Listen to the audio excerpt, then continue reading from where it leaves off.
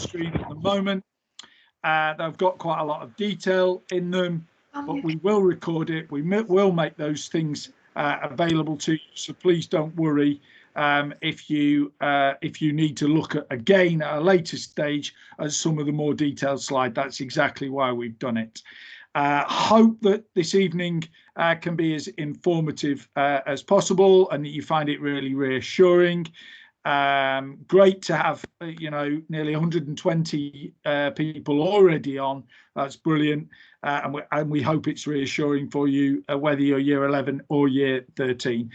We'll take a particular approach to the chat, but Mr. Dowling and Miss Chavontre will explain that, and that's my next bit really, and my last bit, to introduce the Key Stage 4 and 5 team.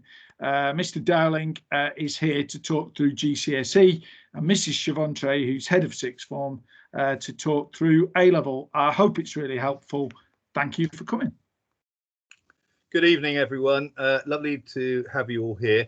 In fact, actually, Miss Chavontre and myself are going to talk through how the assessments and how we're going to arrive at grades in both GCSE and A-level. So I hope by the end of the evening, you'll have a good idea of what's going to be going on. So this first slide is from Ofqual, and it talks about the fact that the grades are, there's no examinations, the grades are going to be teacher judgments. And it's not going to be like last year with the CAGs, the centre assessed grades, where we were worrying about some algorithm being put on the top of the work done by teachers. So it's going to be based on the school's assessments, and that's assessments that's happened already, and also continuous assessment as we come through to the end of the year. It's going to be assessed on only stuff that children have been taught, so we're not going to be looking at new material, and it's going to be your teacher will be pulling together evidence of each of the students, and the grade will be pulled together in that way. The evidence is actually going to be based on, we've had previous tests and mocks and work already done, as I said, but also non-examined assessment. We call that NEAs, and I'll be referring to that later on as well. Old-fashioned coursework, so non-examined assessments can be used even if it's not complete, and that's quite important. For instance, we've got lots of students doing art and design. Their work will be based on the portfolio of work that they've had developed over the last 2 years, and it might not be absolute complete, but there will be certainly enough evidence there. And teachers will assess using question banks provided by exam boards. We were told that the exam boards will issue those by the end of this term, end of this month actually, but we've just heard from Ofqual late last night that in fact they will be released after Easter. But that's not really a big concern for us, because we've got a vast amount of assessment material that we can draw upon, so we're not phased by that one bit. We've got plenty to be going on with. And results and appeals, results days, they've pushed them forward on the 10th and the 12th respectively of August, and there will be an appeals process if students and parents aren't happy with the various outcomes, but we hope that that won't be the case. Can we move on to the next slide, please? So just to say, I'm going to open up this plan of how year 11 and year 13 are going to roll out over the next 10 weeks or so. But what I will say is, if you have questions, burning questions as we go through, please don't hesitate to use the chat. And if we cannot answer the questions as we're going through the presentation, we'll review that chat at the end and try to answer them then, or even come back to you via email at a later date. But hopefully we can answer everything this evening. So if we can move to the next slide, please. So as I said, let's unpack this. No public examinations. So how are we going to assess things? Well, teachers are going to collect evidence that we're going to produce what we call a teacher assessed grade. Okay, so it's pulling on all sorts of evidence, which I'll talk about in a moment, but it's going to be then moderated within the department to make sure it's a fair and consistent approach, so that people will be making judgments about your sons and daughters. Obviously your teachers who know them really well, but other people will scrutinize that judgment as well. And then it'll be passed on to the senior leadership team, very, very similar to what we did last year with the Centre of Assessed Grades, to make sure that there's a consistent and fair approach followed by all departments.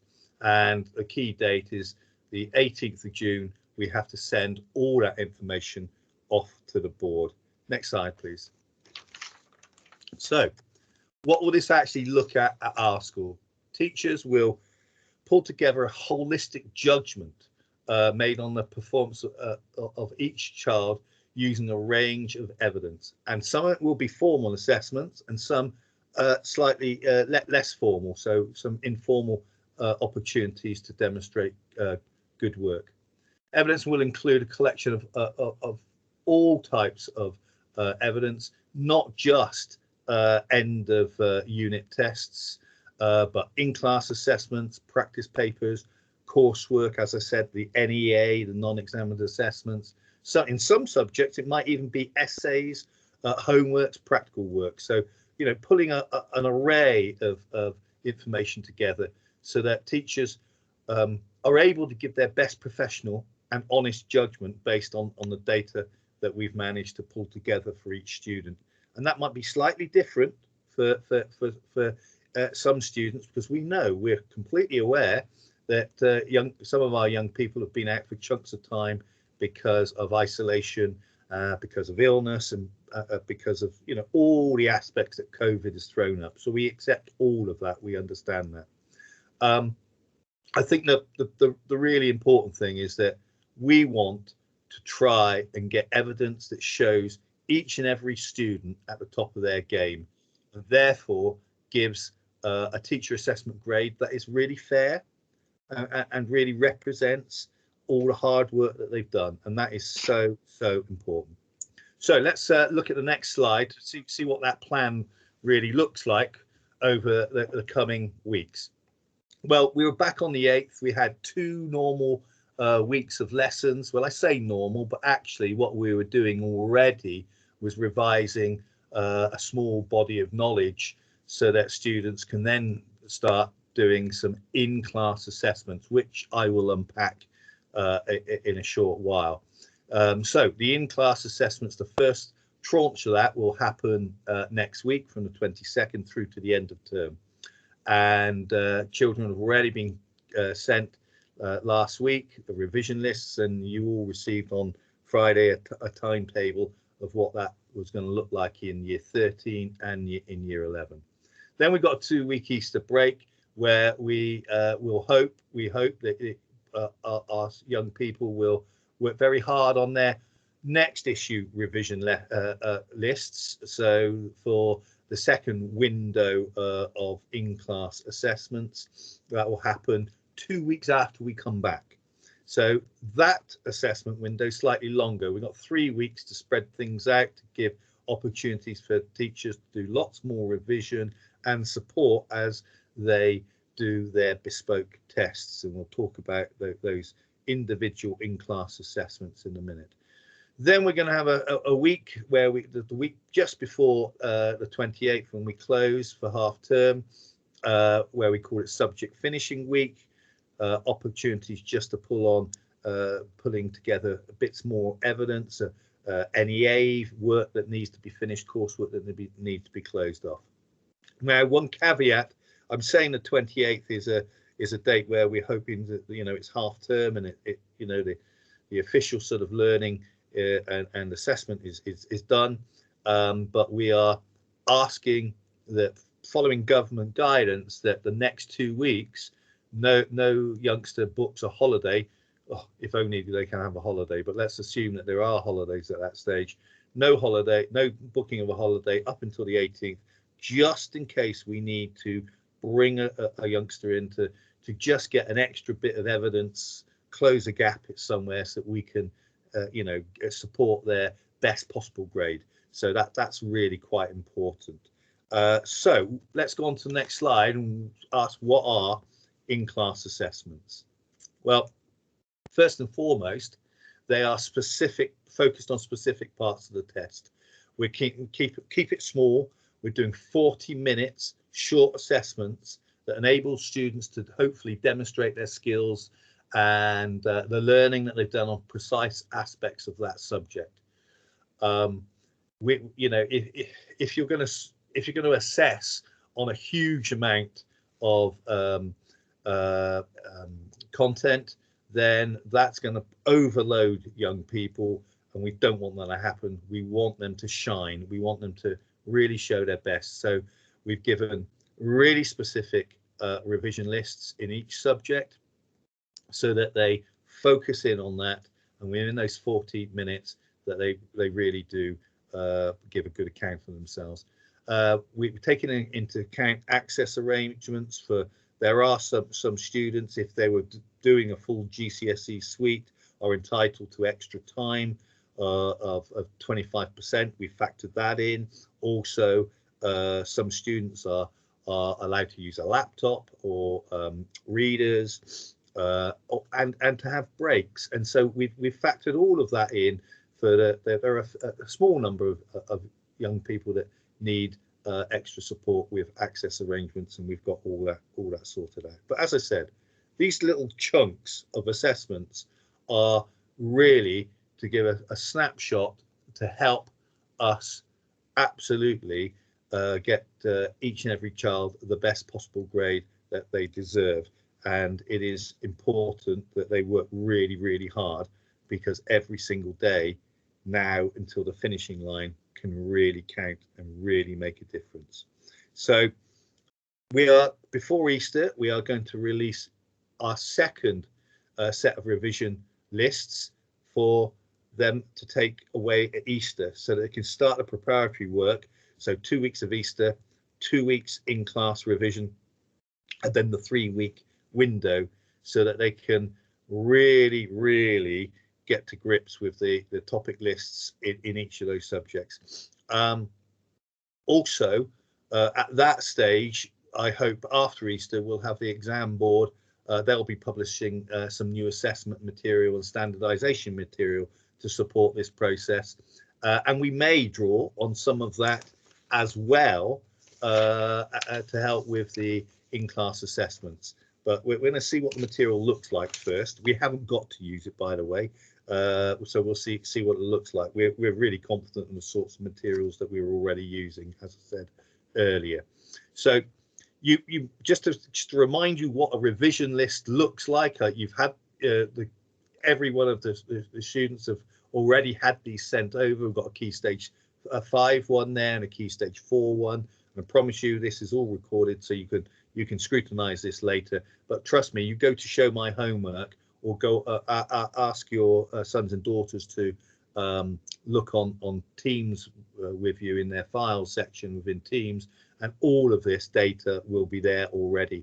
And you can see they're not just lists of topics, but there are linked websites and all sorts of things there that help them navigate and how to support them with their revision process all the way through. So and obviously they can get lots of support that Ms. Chavontre is going to be talking about later. So in practice, what does the next 10 weeks look like? Next slide, please. So first and foremost, there's going to be no new content.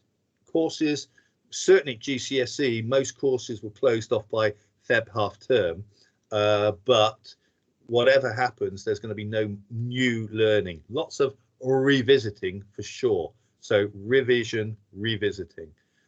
Departments, as I said, already started to identify key evidence and data points previously that we have on each and every child. So, they're forming a picture of what the teacher assessed grade looks like. And then really the in-class assessments are very much getting them to shine and show them at their best. And that's what we're really looking for. So as I said, Next Monday it starts through to the end of the term till the Easter holidays, and then the second window is from the 3rd of May through to the 21st. So that's a 3-week window.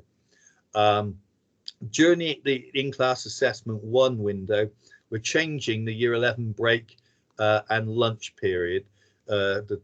We've swapped them over with Year 10. The reason being, Year 11s at the moment have a sort of 20-minute break between in period 2, so that they can have their break, and that's not conducive to doing a 40-minute assessment. So they're going to have a proper period 2 that goes from 10 o'clock to 11 o'clock with no breaks, which would be fantastic. And the same principle for lunch, that they'll actually have their lunch break later, so there's no gap. Year 13 hasn't got that problem, so we'll just keep that running as we've had in the past, and it shouldn't be a problem at all. So just to remind you of the sort of timetables that we sent out last week, here's the Year 13 one. I'm not going to fixate on it because obviously, you know, you've got all of this already, and you can look back on this if you want to look at the recording afterwards. And here's the Year 30. Here's an example, the Year 11 one. You can see the timetable for the course of the next 8 days, and there it is. There are going to be some pressure points, but most importantly, we've got to hold on to the fact that, you know, in a GCSE window, there are times where young people would have to do 2 or 3 1.5-hour papers in a day. Got to remember that these in-class assessments, even though they're under exam conditions, and it's very much treated as an exam situation, they are only 40 minutes long. So hopefully, you know, people won't run out of steam, and you know, our youngsters will really thrive and show their best. And that's all we want, to try and get them to demonstrate what they do know rather than what they don't know. So I'm going to hand you over now to Miss Chavontre, who will hopefully unpack what sort of support we can offer. Lovely, thank you very much. So the first thing that we wanted to talk about is how your children will be supported at the school, sort of now within the lead up to the ICAs, but also throughout the ICAs as well. So as Mr. Dowling has already mentioned, anything that's happening in class at the moment is going to be really, really focused on specific topics that have already been covered. And obviously we've already referred to the revision lists that all students can access. What's been actually a breath of fresh air is that we've been told by the government and by the exam boards that we can reduce and streamline the content of all courses. So we don't have to cover, oh, I'm sorry, my light's gone off. We don't have to cover everything when we are examining students. Instead, what we can do is we can focus on those units that we know students have been taught really, really well, and make sure that we spend more time on smaller units of work in order to really boost people's confidence and knowledge, and do that in class as well as through homework. It's worth remembering that just because work's being completed in those in-class assessment windows, it doesn't just mean that that's it in isolation. Any work that is completed in the preparatory stages leading up to those ICAs could well be a piece of evidence. A student might end up not doing very well in one of the ICA tasks, for example, but may well have written a really strong essay in the lead up to the ICA window, and the teacher might then look at the evidence and think, well, actually they didn't do very well on that piece, but they did really well on that piece, so I'm not going to use that one, I'm going to use this as one of the final pieces that goes within that sort of evidence portfolio. One of the comments in the chat a moment ago was asking what happens if a student is ill for the day and misses one of the assessments, and that's absolutely fine, because the whole point is that we've got a bigger picture of evidence. It's not just about having one piece of work that something is based on. That said, if the student came back in and really wanted to do that assessment because they really wanted to show what they know in that topic, then they could absolutely sit that either within the class environment or stay behind after school if they wanted to at a lunchtime and complete it then as well. So there is a lot of flexibility in there. All preparatory work that's being completed in the lead up to assessments is being marked really sort of diagnostically, really formatively, to show students where they've done particularly well and where they could easily improve to make progress in that next, that next task. The whole way through this, we're really keen that it's a massively transparent process. And I hope that that's been demonstrated already by the sort of the clear communication about the ICAs, what's going to be involved in them, what topics are coming up, how students can do well in them, the types of questions that are going to be there. It's not about sort of doing things secretly and hiding things away. It's about being really clear and transparent the whole way through. And as much as we've said that the feedback will identify how students can progress further, it's really important to note that all of the work that is completed, whether it's an informal essay done or a formal exam paper type task done in the ICA window, all of those individual pieces of work create a snapshot of performance. So they literally demonstrate performance at that moment in time.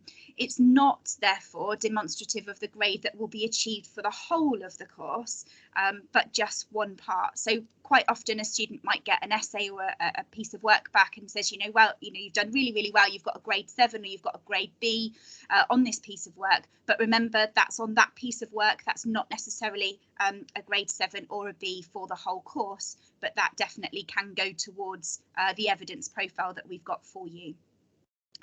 So obviously Mr. Dowling has spoken before about how every single day counts, and it does, because if you can target that revision and really help target your focus and target your work and make sure that the things you're focusing on are the stuff that that's going to come up, then that's only going to benefit you. We will be offering some targeted revision sessions and NEA interventions that are happening within school day and also out of the school day. So I know we had our mathematicians already working voraciously next door in Maths Fun Bus, which they do every week in Year 13. So lots and lots of opportunities to do some out of hours revision as well.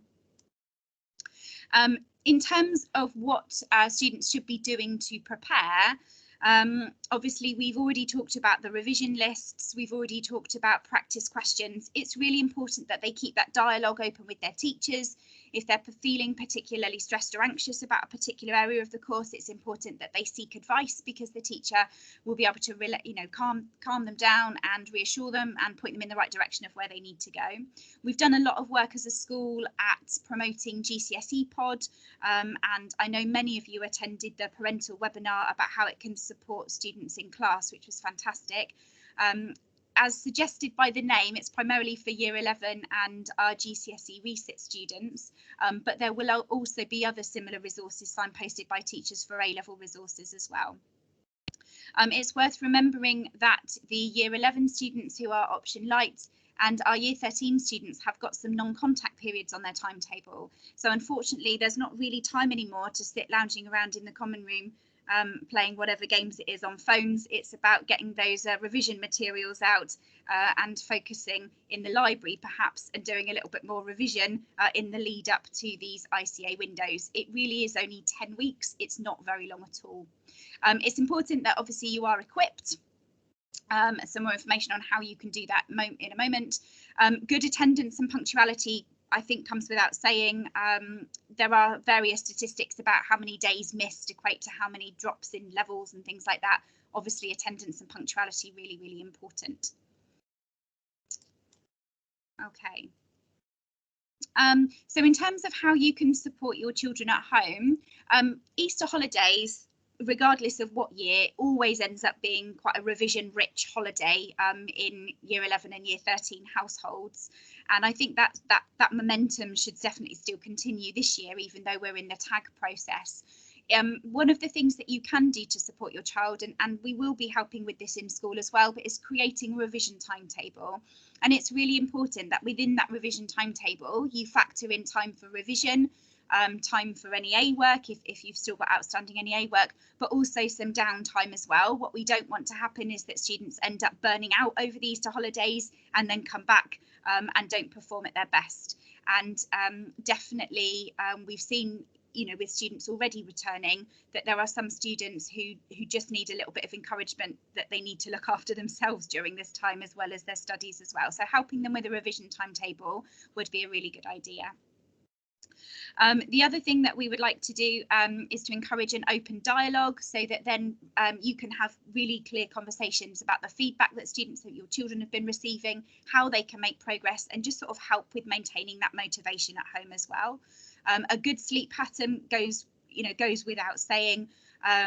Not staying up all night on various devices and that kind of thing, but getting some really healthy amount of sleep is obviously very important, and suggesting that mobile phones and various other devices are out of the way when you are revising, and certainly out of bedrooms at night too.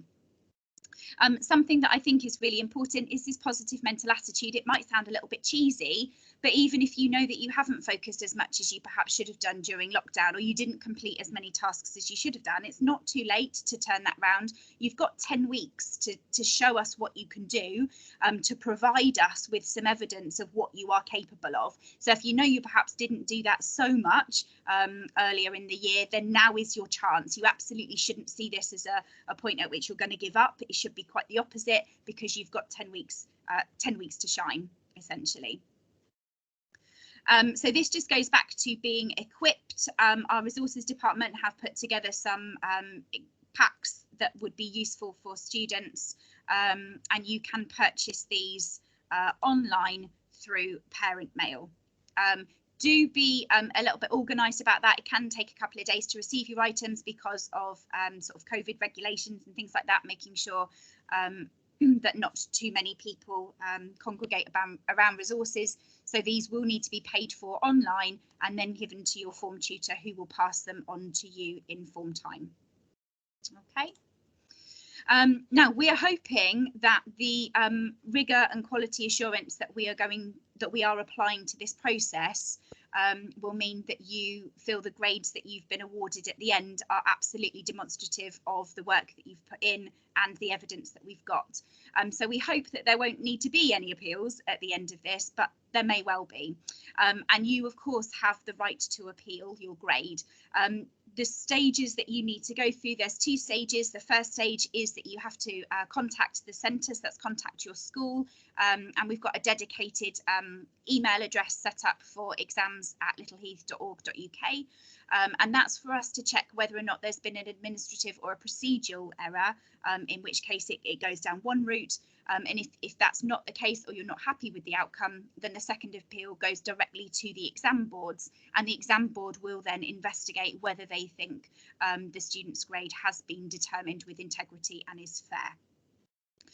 Before we submit the grades, we can't have a conversation to say this is the grade that is being submitted to the board, but what we can say is these are the pieces of evidence on which we will be basing your grade. So there is a very clear dialogue that can happen there. So again, it's not happening in secret behind closed doors. Before students leave, the appeals procedure, I'm terribly sorry it's on a timer, the appeals procedure will be published on our school website before the students leave. So you will absolutely be able to see how to go about that process should you need to. So some key messages that we just want to really leave you with them is any sort of school reports that have been sent home in the past, they contained grades that were predictions. So, a student is working at this now, but by the end we expect them to be getting this grade.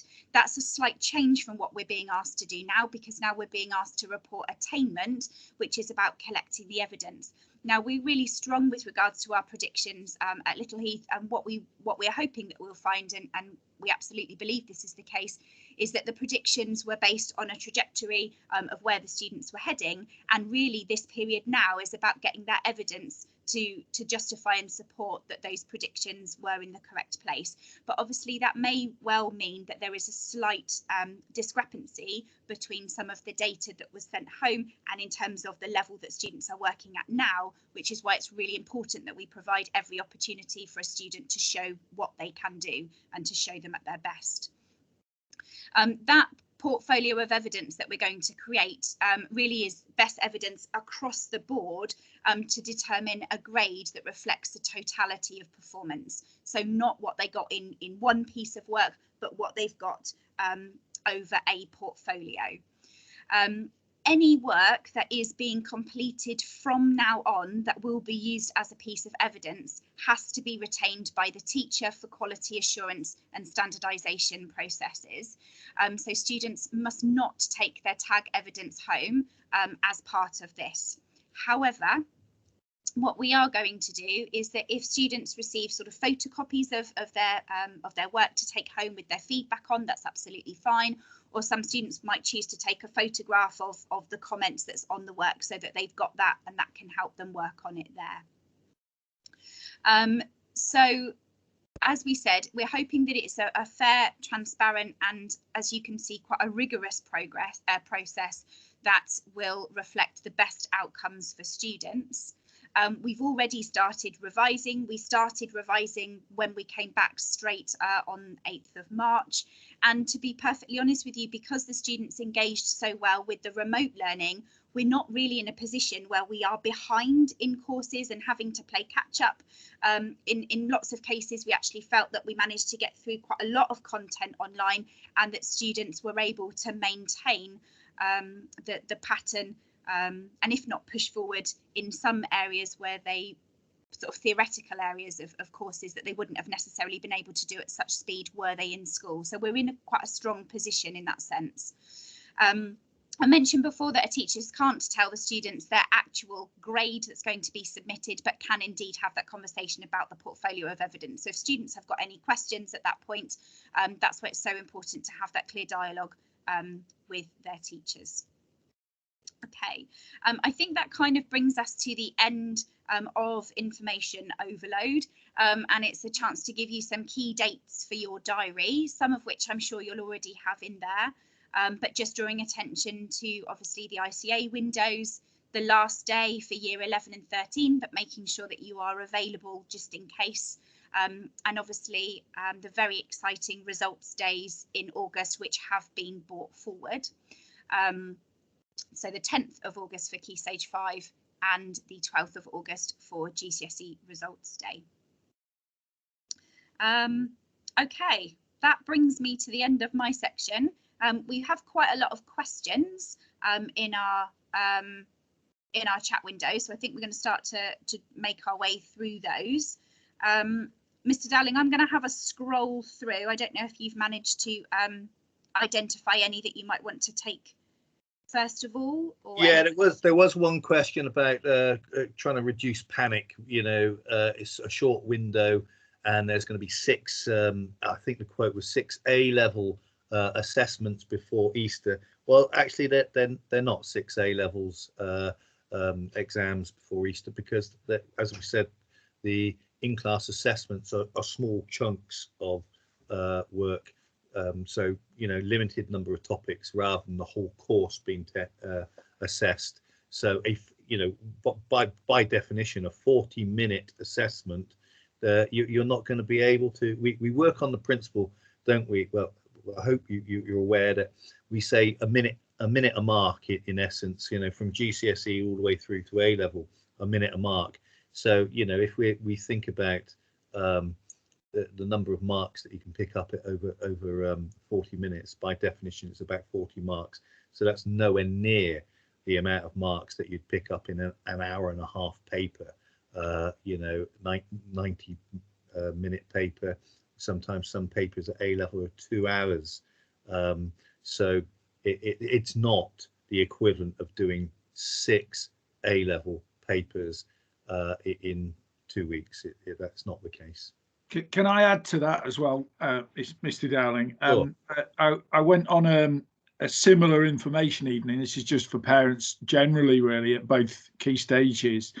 I went on a similar information evening earlier this week as a guest, let's say, and they talked about what this period of time for year 11 and year 13 would be like in a normal year without COVID, and it was really articulate and really reassuring. You know, students who want to be doing well at this time of the year normally would be completing lots of past papers, putting practices in, doing short answers, getting them into the teacher, getting the feedback from them.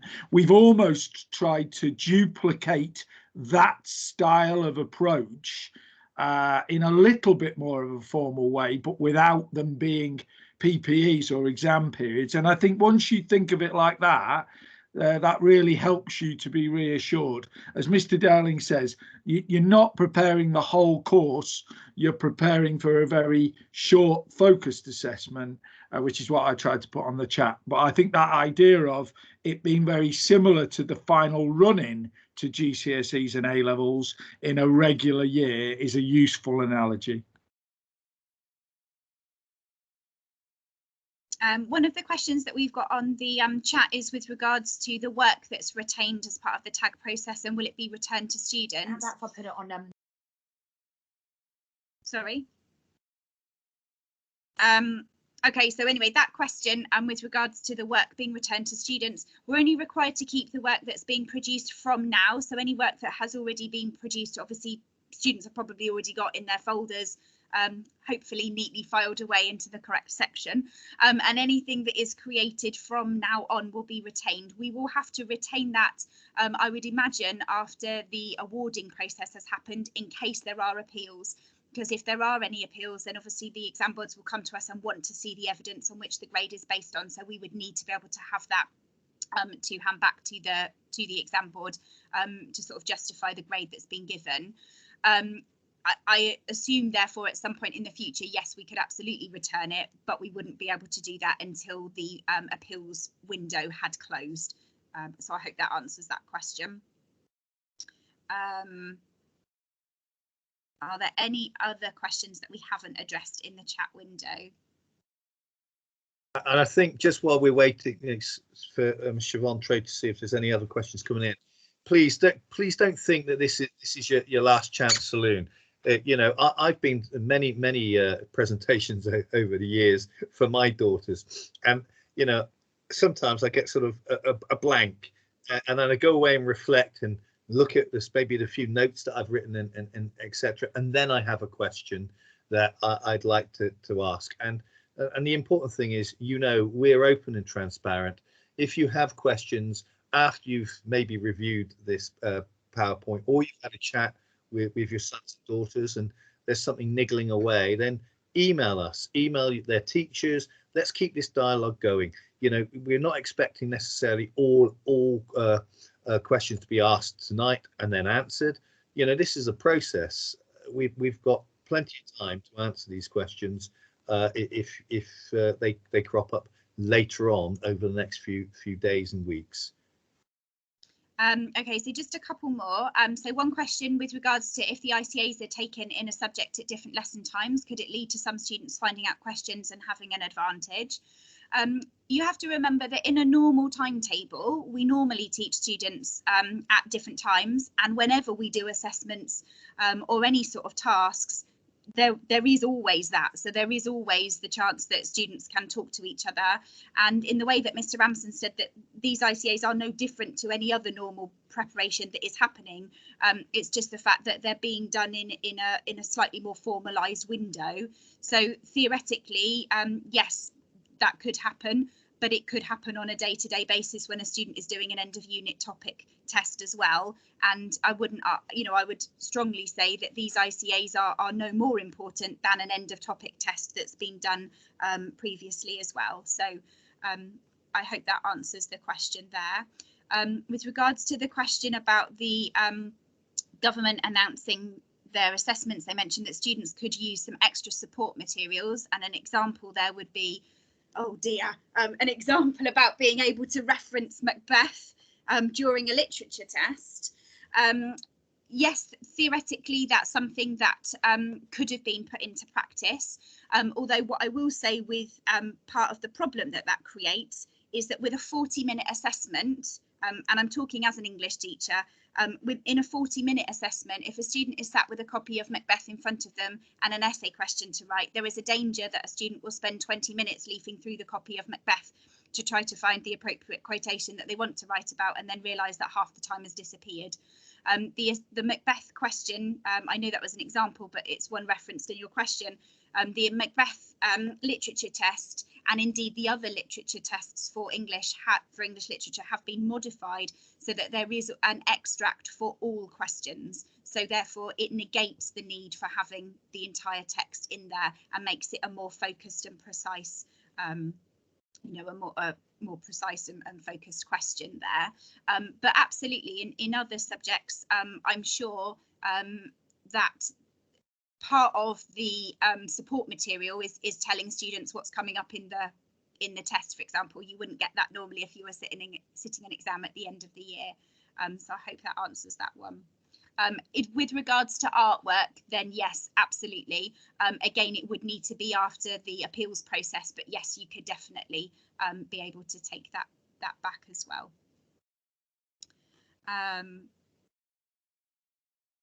Okay, sorry, just going back to having a look what else is in here as well.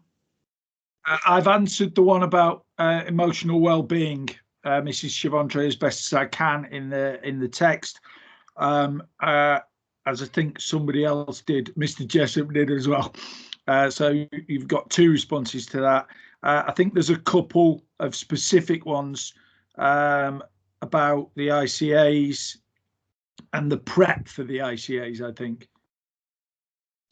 Okay, just trying to find it, sorry. Okay, oh yeah, I can see it now.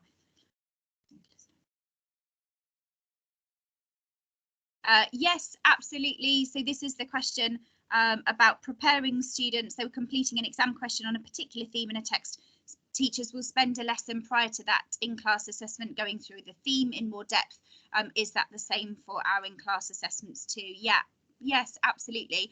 I think one of the difficulties with this whole process is that there's been quite little in the way of standardised guidance about how schools should be approaching this, because obviously no two schools' experiences during COVID have been the same. Therefore, each school is approaching this in a way that suits the school and suits the students the best. We are not in a position where we would want to be disadvantaging our students at all. So I know, for example, today in lessons, we've been in English again, we've been looking specifically at the types of themes that would be coming up and paying particular attention and telling students the theme that would be coming up into that assessment. And equally, if they look at those revision lists, it tells them very specifically on that revision list what's coming up in the tests as well, in the questions there.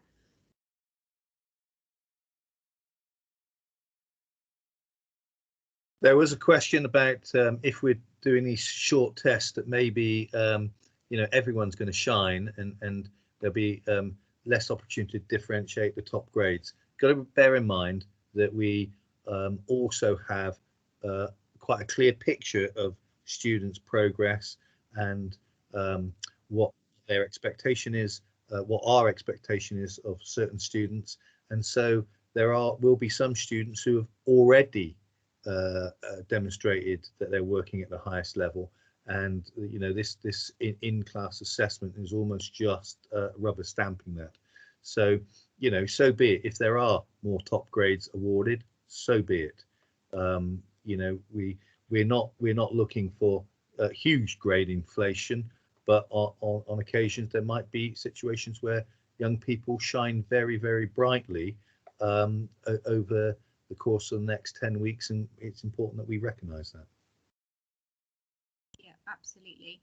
There is one question here. When people sit the ICAs, will their grade be assessed as it would be in the actual exam that is, or as a percentage of the whole year?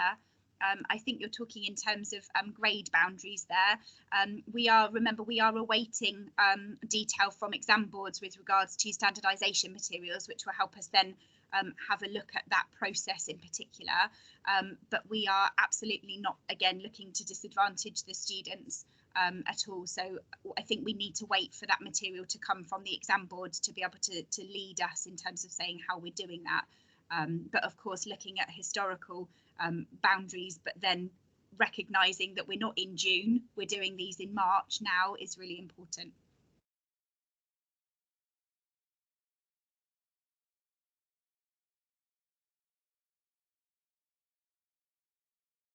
Okay, I think that's, I hesitate to say I think that's all of them asked. I'd just like to say, Ms. Chavantre, on behalf of all of us as staff, we've had some absolutely wonderful feedback this evening, but also some lovely feedback on the questionnaire that we asked when our young people returned after the second lockdown.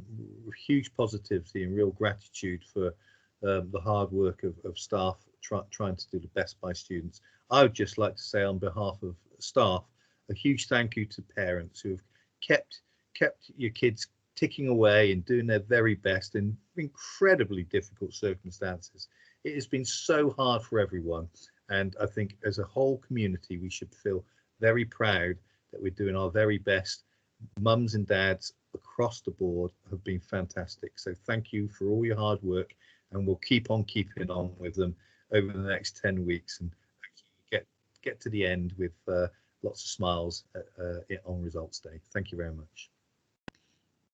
And I'm really sorry, because that would have been a much perfect way to end rather than answer another question. But there is one more that has just pinged up, that if a student really struggles and either fails or get very low marks, is there a resit available? There's currently been a consultation that's gone out today to absolutely deal with that. I would imagine there was a November resit offered last year. I can't imagine that being dissimilar this year, but obviously we will await the outcomes of the consultation that's been released today, and waiting for information to come out. But I would imagine, we have got our exams officer on this call. I don't know if she wants to mention anything in the chat, but I would imagine they'll follow the suit of last year. Yeah, I just reiterate that the consultation actually was, I think it was started today, yeah, about what we would like in November, and I cannot imagine the teaching profession to say anything other than give young people a chance to have another crack at things in November if they so wish.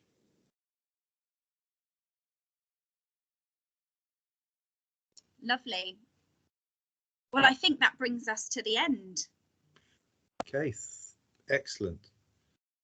That's a good turnout. Delighted. Absolutely. Yeah. Shall I close? Shall Yes, I close please. off, Mrs. Chavantre, Mr. Dowling, and others that are with us? I just want to say a massive thank you to both of you and to the other people that have been involved in the organisation. Really, really grateful to all of you for attending and for the messages that you've put in. I've just said in the chat, they mean a huge amount, or I'm about to when I publish it. They mean a huge amount, and we're really grateful for your support.